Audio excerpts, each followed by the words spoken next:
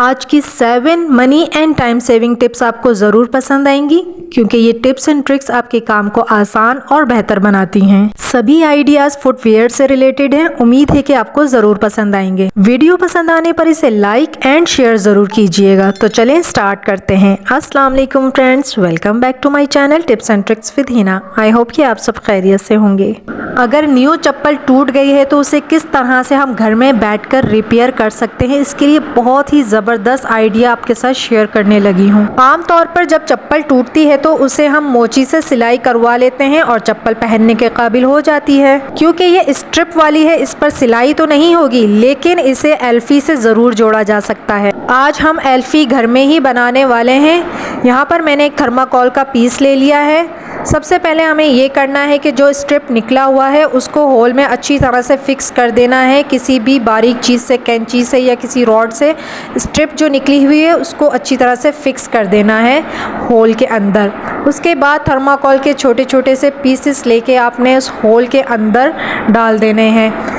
5-6 इसी तरह से छोटे छोटे से आपने पीसेस लेके अंदर डाल लेना है। और अब मैंने ले लिया है यहाँ पर पेट्रोल का एक ड्रॉप हम इस थर्माकोल के ऊपर डालेंगे जिस होल में स्ट्रिप डाला हुआ है। पेट्रोल डालते ही थर्माकोल मेल्ट हो जाएगा और एक एल्फी की तरह काम करेगा। बिना हाथ लगाए किसी भी पतली रॉड से थर्माकोल को होल के अंदर फिल करते जाएंगे और प्रेस करते जाएंगे ताकि अच्छी तरह से होल के अंदर फिल हो जाए और स्ट्रिप मजबूती से जुड़ जाए। दूसरा स्ट्रिप इसका निकला हुआ नहीं था, फिर भी मैंने इसको अच्छी तरह से सिक्योर कर दिया क्योंकि थर्माकोल और पेट्रोल का कॉम्बिनेशन चीज़ों को इतनी अच्छी तरह से जोड़ देता है, फिर वो चीज़ कभी नहीं टूटती। थोड़ी देर इसको इसी तरह से छोड़ देंगे ताकि ये अच्छी तरह से मजबूत हो जाए। बहुत ही कमाल का आइडिया है। इसी तरह से आप अपनी किसी भी टूटी हुई चीज़ को आसानी से घर में जोड़ सकते हैं। नेक्स्ट आइडिया देख लेते हैं। बच्चों के या बड़ों के ब्लैक शूज़ या ब्राउन शूज़ डस्टी हो जाते हैं तो उनको क्लीन करने के लिए और शाइन देने के लिए हम पॉलिश का इस्तेमाल करते हैं। और इत्तफाकन पॉलिश अवेलेबल नहीं है तो हम किस तरह से शूज़ को रीशाइन कर सकते हैं। बहुत ही कमाल का आइडिया है। आपने एक बनाना पील लेना है और इस पील की हेल्प से आपने शूज़ को पॉलिश करना है। बहुत ही ज़बरदस्त शाइनिंग देता है ये शूज़ पर और इंस्टेंट शाइनिंग शूज़ पर आ जाती है। घर में पॉलिश खत्म हो गई है और आपको याद नहीं रहा है तो बनाना पील से आप अर्जेंट ये काम ले सकती हैं। ऑयल से भी आप शूज़ को शाइनिंग दे सकते हैं, लेकिन ऑयल डस्ट को कैच करता है। बनाना पील से बिल्कुल मैट फिनिश लगेंगे शूज़ आपके, बहुत ही अच्छे से चमक जाएंगे और ग्रीजी भी नहीं लगेंगे, ना इनके ऊपर डस्ट चिपकेगी। बनाना पील को बहुत ज़्यादा रब नहीं करना है, हल्के हाथों से लगाना है। थोड़ा सा ही लगाने के बाद पील चेंज कर लेना है और उससे आपने शूज़ को पॉलिश करना है। अगर आप घर से बाहर हैं तब भी ये हैक आपके बहुत ज़्यादा काम आने वाला है। आप देख सकते हैं कितने अच्छे से शूज़ रीशाइन कर रहे हैं और बिल्कुल भी ग्रीजी नहीं लग रहे।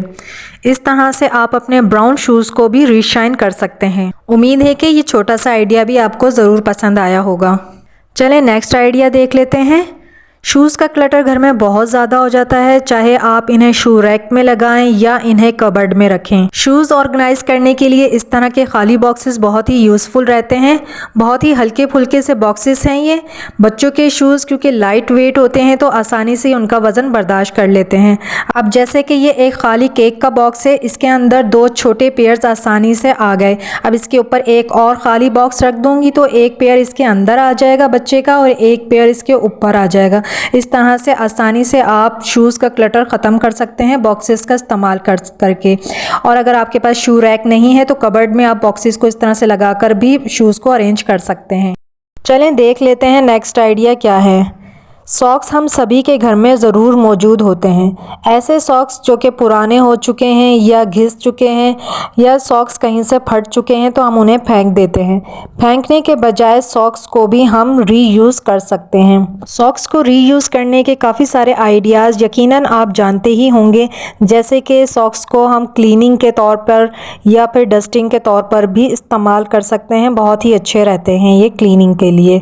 लेकिन क्या आपने सॉक्स को एज अ कवर यूज़ किया है? अगर नहीं किया है तो आज ही से करना शुरू कर दें। ऐसे काफ़ी सारे शूज़ होते हैं बच्चों के, बड़ों के, जिनके बॉक्सेस टूट जाते हैं या गुम हो जाते हैं, तो इनको कवर ना करें ना तो इनके ऊपर डस्ट चढ़ती रहती है, ये बहुत जल्दी ख़राब हो जाते हैं, या इनके ऊपर जो मटेरियल लगा हुआ होता है वो उतरना शुरू हो जाता है डस्ट की वजह से। सबसे पहले तो शूज़ की शेप ख़राब ना हो, इसके लिए हम शूज़ के अंदर पॉलीथीन रख देंगे ताकि इसका शेप बना रहे और डी शेप ना हो शूज़। अगर कभी गलती से इसके ऊपर कोई और पेयर रख दें तो इस तरह से ये प्रेस नहीं होंगे, यानी कि इनका शेप ख़राब नहीं होगा, बिल्कुल ठीक रहेंगे। तो पॉलीथीन रख देंगे। अब अगर शूज़ का बॉक्स ख़राब हो चुका है तो शूज़ को हम कवर करके रखेंगे ताकि इनके ऊपर डस्ट ना चढ़े और इनका मटेरियल ख़राब ना हो। तो पुराने सॉक्स का हम इस्तेमाल कर लेंगे शूज़ को कवर करने के लिए। इस तरह से हमारे शूज़ जो हैं वो महफूज रहेंगे। फ्रेंड्स, अगर आपने वीडियो को अभी तक लाइक नहीं किया है तो जल्दी से वीडियो को लाइक कर लें, और अगर चैनल पर नए हैं तो चैनल को सब्सक्राइब करें, बेल आइकन को भी प्रेस कर दीजिएगा ताकि मेरी आने वाली वीडियो का नोटिफिकेशन आपको मिलता रहे।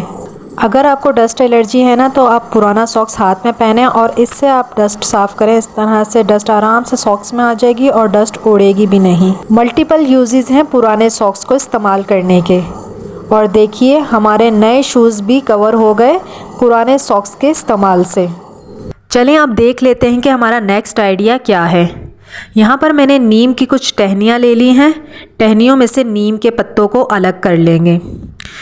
चाहे आपके पास ड्राई लीव्स हैं आप उनका भी इस्तेमाल कर सकते हैं, अगर आपके पास फ्रेश नीम के पत्ते हैं तो आप उनका भी इस्तेमाल कर सकते हैं। नीम एंटी फंगल और एंटी बैक्टीरियल होने के साथ साथ नीम के अंदर एक ख़ास स्ट्रॉन्ग सी स्मेल होती है। जिस तरह से नीम जरासीम का खात्मा करता है इसी तरह से ये बैड स्मेल का भी खात्मा करता है। अगर शूज़ में से बहुत ज़्यादा स्मेल आती है तो इसके कुछ पत्तों को शूज़ में डाल के रख देंगे तो इस तरह से स्मेल ख़त्म हो जाएगी। और ऐसे लोग जो सारा दिन शूज़ पहन के रखते हैं और ज़्यादा शूज़ पहनने की वजह से उनके पैरों की उंगलियों में फंगस लग जाता है या बहुत ज़्यादा पैरों में पसीना आता है, तो ड्राई नीम के पत्तों का पाउडर बना के उनको फिंगर्स में लगाएंगे या ड्राई लीव्स को आप शूज़ में डाल के फिर शूज़ पहन के रखेंगे तो इस तरह से आपका ये मसला सॉल्व हो जाएगा। अगर नीम अवेलेबल नहीं है तो आप तेज़ पत्ता यानी बे लीफ का भी इस्तेमाल कर सकते हैं शूज़ की स्मेल ख़त्म करने के लिए। इसके छोटे छोटे टुकड़े करके शूज़ के अंदर डाल के रख देंगे तो इस तरह से भी शूज़ में जितनी भी बैड स्मेल होगी ना वो बिल्कुल ख़त्म हो जाएगी। वैसे तो नीम आसानी से अवेलेबल होता है, अगर नहीं है तो स्मेल ख़त्म करने के लिए आप शूज़ के अंदर बे लीव्स डाल सकते हैं। और अगर आपके पैरों में फंगस लगा हुआ है फिंगर्स में तो आपने नीम का पाउडर इस्तेमाल करना है। आई होप कि ये आपको अच्छी तरह से समझ में आ गया होगा। और वीडियो पसंद आई है तो वीडियो को लाइक ज़रूर कर लीजिएगा और वीडियो को अपने फ्रेंड्स एंड फैमिली में भी शेयर किया करें ताकि इससे दूसरे लोग भी फ़ायदा उठा सकें। फिर मिलूंगी नेक्स्ट वीडियो में न्यू टिप्स एंड ट्रिक्स के साथ। Thanks for watching. Take good care of yourself. अल्लाह हाफिज़।